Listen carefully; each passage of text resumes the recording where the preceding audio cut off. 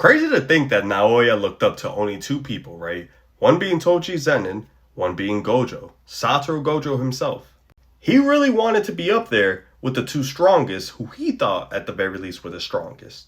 Now, I see a lot of fan art saying that Kenjaku, Sukuna, Gojo, and Toji are like the top four strongest in the verse, right? And then obviously people say when you're actually ranking the strongest, they say, it's clearly either Gojo or Sukuna, number one or two, right? And then you got either Yuta or Kenjaku at 3 or 4, right? And then some people say Kashimo at number 5, right? So with that being said, is Naoya really in the conversation? Like, let's talk about it. Let's stop denying it for just a moment. Stop just saying hell nah for just a moment.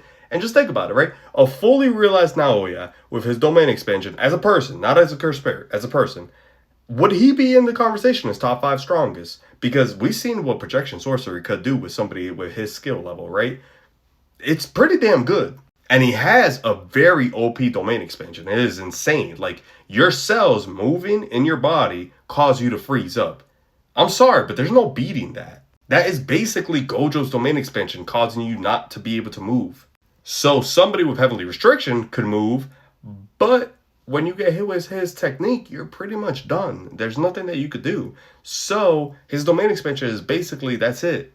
It's over, GG's.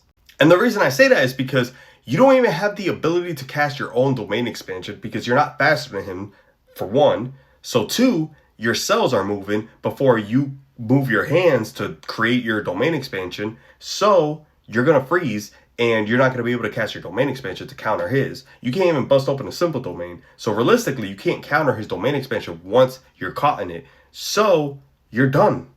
So yeah, maybe, just maybe, he would have been in top 5 conversation if he had time to grow up a little bit. Maybe get into his 30s, definitely his 40s. By then, I think he would have peaked. I mean, personally to me, for a male, I think 28. I just hit 28. I think 28 is when you enter your prime. You feel me? So could be a little biased on that.